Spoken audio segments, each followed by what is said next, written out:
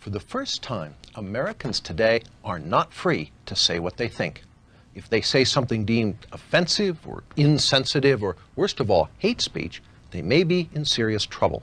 They may be punished for violating the unholy commandments of the 90s, commonly known as political correctness. But is political correctness a new phenomenon? We'll show you tonight that political correctness has been in the making for more than 8 decades. And it seems that a deteriorating society is exactly what political correctness strives for. But just what is political correctness? As you're about to see, political correctness is nothing less than a Marxist ideology. Marxism translated from economic into cultural terms in an effort going back not to the 1960s, but to World War I. Marxist theory had predicted that if war came to Europe, the working class in every European country would rise in revolt. But that theory proved wrong.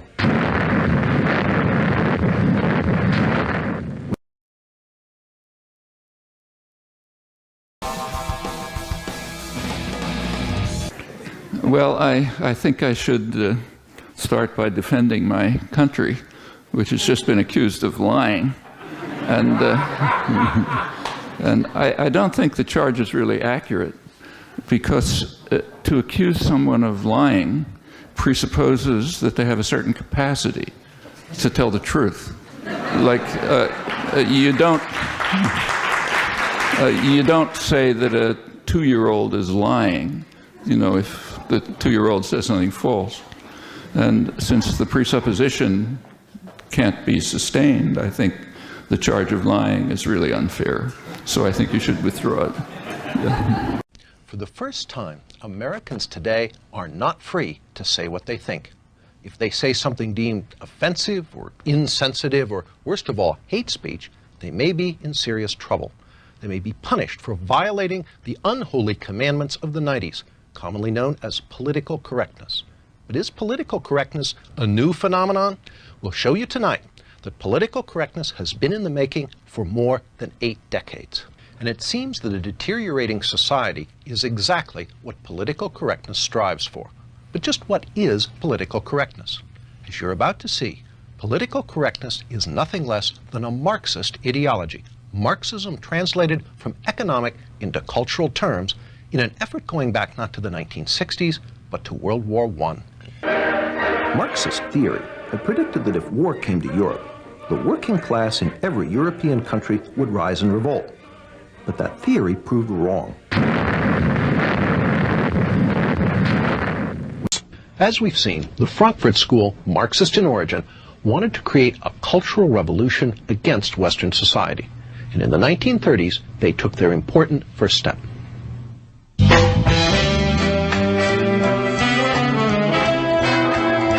the 1930s, the work of Horkheimer, Adorno, Fromm, and Marcuse issued in its first tangible product, critical theory. The term critical theory is something of a play on words. One is tempted to ask, what is the theory? The answer is, the theory is to criticize. Through unremitting, destructive criticism of every institution of Western society, they hope to bring that society down. Critical theory is the basis for gay studies, black studies, women's studies, and various other studies departments found on American university campuses today. These departments are the home base of political correctness. David Horowitz was present at the birth of campus political correctness. Well, I was a radical in the 60s. I was a Marxist, you know, my buddies were people like Tom Hayden. I edited the largest magazine of the left at the time, Ramparts. But the Frankfurt School was important in Marxism because they no longer believed really in the future. They only believed in destroying capitalism and destroying, you know, bourgeois democracy is what we would have called it. And if you look at today's campuses, that kind of nihilism is really the dominant theme. That is, attack America. The Frankfurt School was careful never to define what critical theory was for, only what it was against. Again, Martin Jay, the Frankfurt School's semi-official historian. Critical theory itself always felt reluctant about being put in the straitjacket of systematization and defied its reduction to a simple definition. Critical theory actually attempted to politicize logic itself. Horkheimer wrote, "Logic is not independent of content. That means an argument is logical if it helps destroy Western culture, illogical if it supports it." Such twisted thought lies at the heart of the political correctness now inculcated into American university students. When there's 1% of the campus is conservative, and the other 9%, and the other 9% of the people who care are incredibly liberal, you're going to get something approaching a socialist state. But how did the work of a small group of German Marxist intellectuals come to America? In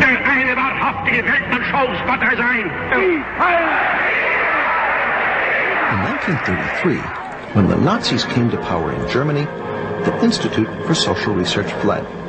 It fled to New York City, where it was re-established that same year with help from the president of Columbia University. Once in America, the Frankfurt School gradually shifted the focus of its work from destroying German society and culture to attacking the society and culture of its new place of refuge. Not only did they apply critical theory to American society, they added some new elements. One was the Institute's so-called Studies in Prejudice, which culminated in 1950 in Theodore Adorno's immensely influential book, The Authoritarian Personality.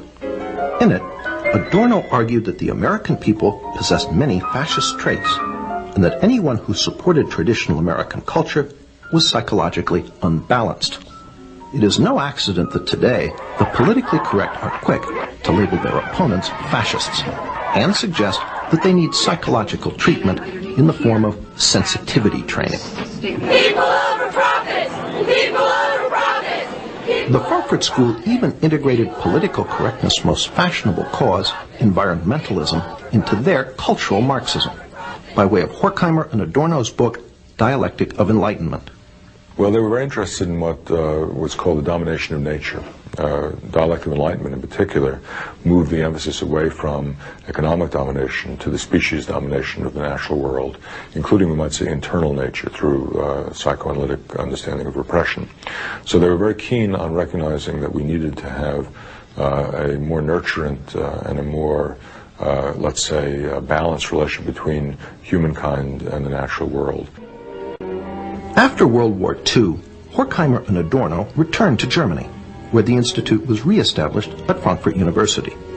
But not all the old members of the Institute returned. Fatefully, Herbert Marcuse remained in America, eventually becoming a professor at Brandeis and University of California, San Diego. Marcuse labored to finish the intellectual work begun by Horkheimer, Adorno, and Fromm in the 1930s.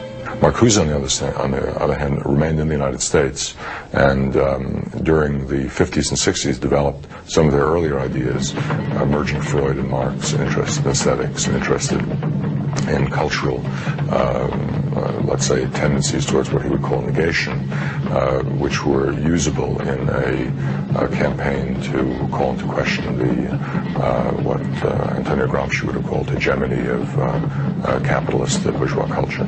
And Marcuse became, of course, the so-called guru of the New Left. It was Marcuse who finally answered the question posed by Horkheimer in the early 30s. Who could substitute for the working class as an agent of revolution? So you had to find some new constituency, whether it was students or blacks or women or gays or whatever it was. And Marcuse had a fluid Marxism that fit into this. Martin Jay confirms the role of the Frankfurt School in creating the victim groups that constitute the politically correct coalition. But the working class wouldn't play the hegemonic role that traditional Marxism had expected from it.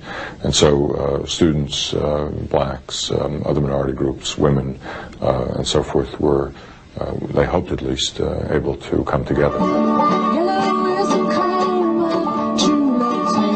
Of critical importance for the injection of the Frankfurt School's work into the student rebellion of the 1960s was Marcuse's revival of Fromm's notion of sexual liberation. Marcuse, however, was the main conduit of ideas.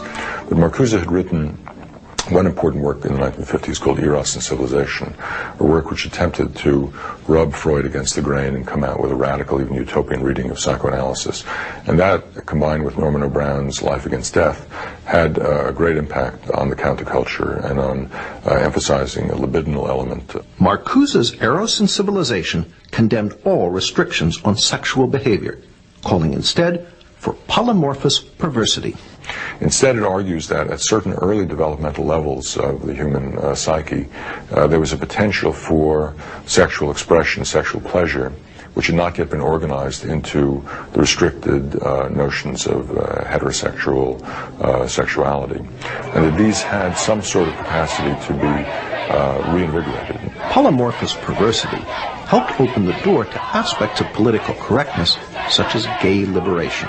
This is his idea of what human society, a good human society, should be based on, was a certain kind of polymorphous perversity and narcissism, which, by liberating non-procreative eros, was his term, we would find great enlightenment and great happiness. This was supposed to be the key to utopia. David Horowitz ties Eros and Civilization directly into the 60s rebellion he was part of.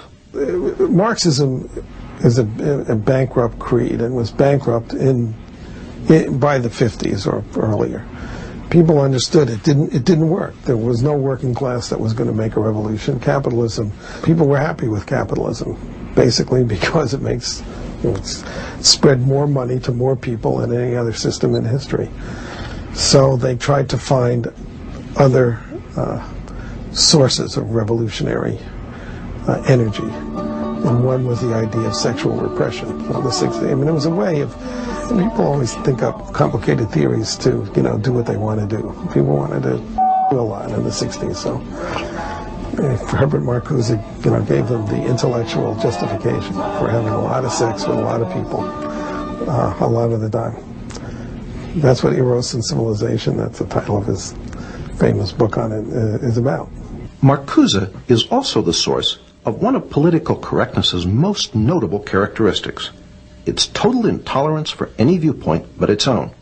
Marcuse argued that our free American society was actually a deception, that its true tolerance is somehow repressive, while he argued for something called liberating tolerance. And what he meant by that was liberating toleration or liberating tolerance meant intolerance from ideas and movements from the right, and tolerance for any ideas from the left. It's a recipe for repression. Even Martin Jay, a great admirer of the Frankfurt School, admits the totalitarian aspect of Marcuse. Perhaps his most significant essay in terms of impact